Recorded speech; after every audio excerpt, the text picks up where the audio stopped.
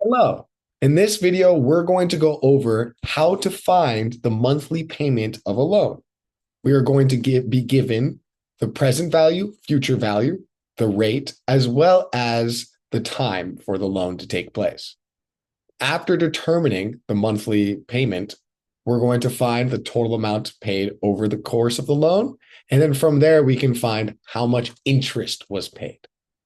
All right. So in this video, we're going to really do Excel to solve this. In another video, we'll use actuarial formulas and finance formulas. So for this one, the first thing we need to do is start labeling what we have.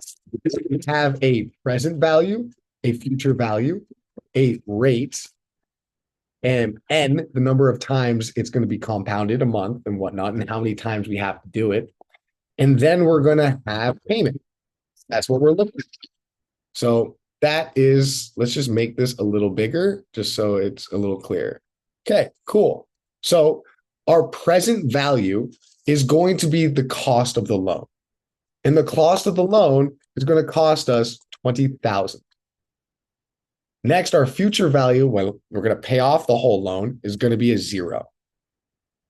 Our rate is going to be the nominal rate they give us, which is what they tell us, 5%. But we have to take that 5% and divide it by 12 for the monthly rate. Next, we have N. How many times this happens? Well, we have 12 times in a year times 5 years. That's how we find that. Now, for PMT, all we're going to need to do is use our PMT formula. And let me show you what that is. So in our PMT formula, you're going to be told we're going to need a rate. We're going to need N, like we just found. We're going to need our PV, and we're going to need our FV. Okay. So in this case, we have everything there. So we're able to just kind of plug that in. We're going to write equals PMT, open parentheses. You can also select it. That will also work. Now for the rate, we're going to select the rate we found, comma. We're going to select the N we found, comma. We're going to select the PV. It's negative because we are going to be giving that. And we're going to get a future value of 0. So what we see here is we get 377.42 is going to be our monthly payment. That's it right there. Beautiful. Let's highlight that. Perfect. That's our monthly payment. That is how we find out what, if I take out a $20,000 loan at an annual interest rate of 5% for 5 years, my monthly payment is going to be $377.42. Now, to calculate number 2, it's quite simple, right? So this is number 1. To calculate number 2, let's do it in a different color. All we need to do is, well, I have 377.42, right? This is how many times, this is what my payment is.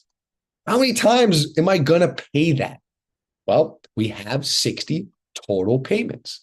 So we're going to multiply those two together, which we can, I don't know why I'm using a calculator. We're going to use Excel. So we're going to write equals the payment times N. We get 22,000. Wait, let's make that so it's not too big. Good. So 22,645.48 is the equal to total amount paid by us. Right? So we'll highlight that. Lastly, let's go find that last one. And we want to find total interest paid. Oh, that's a bad color. Let's just go back to red. We want to find total interest paid, right?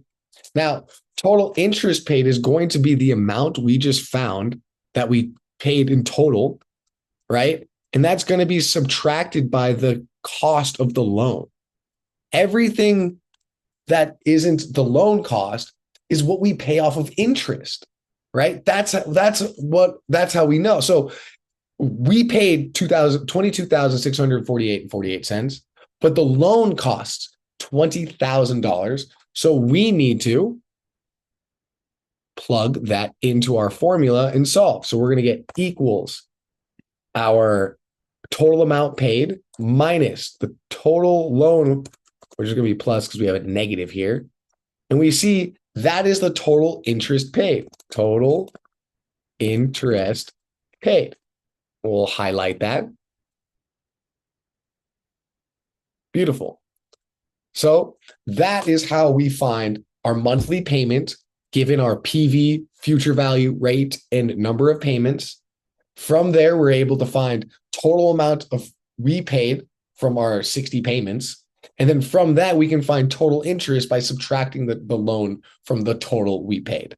So pretty nice and easy. In another video, I'm going to take this exact example and we'll do it by hand using financial mathematics. If anyone has a specific question they would like to go over, please just let me know. Other than that, I hope everyone has a great day.